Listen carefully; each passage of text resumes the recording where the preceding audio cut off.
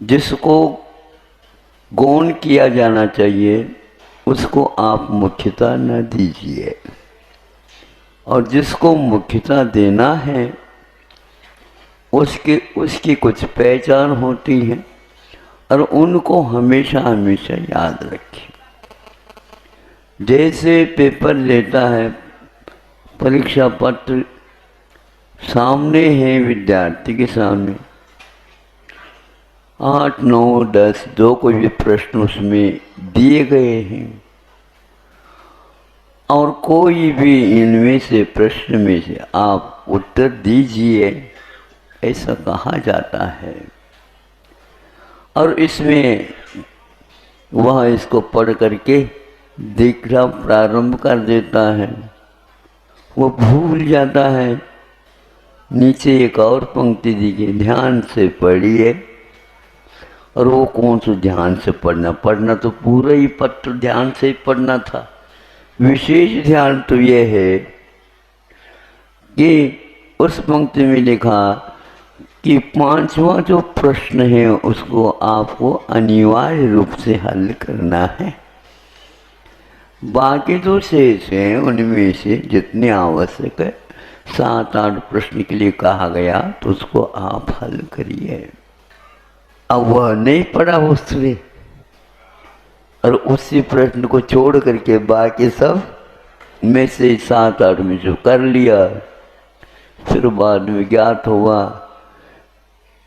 उसको जांच ही नहीं किया गया। इसलिए नहीं किया गया कि अनिवार्य को तो उसने गौण कर दिया, और जो अनिवार्य नहीं थे, ऐच्छिक थे, उनको अच्छे ढंग से लिख डालें। दिन जाने काल जाने को तो रोक ठोक है ही नहीं।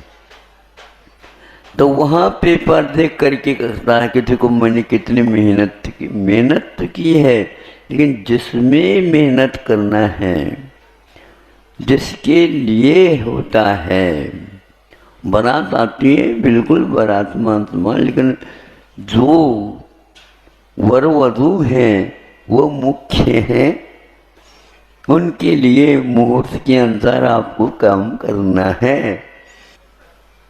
कि जो व्यक्ति नियम की ओर विशेष ध्यान देता है, जो नियम का अर्थ नियम ही होता है, उसके बिना वह चलता नहीं।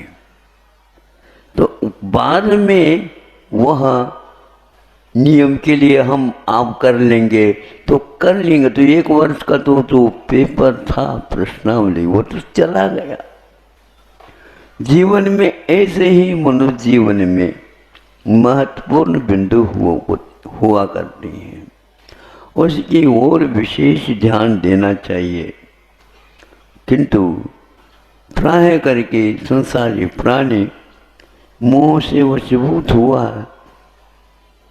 भय काम वश्य, भय और काम से वह वशीभूत हुआ, इस बात को नहीं सोच पाता।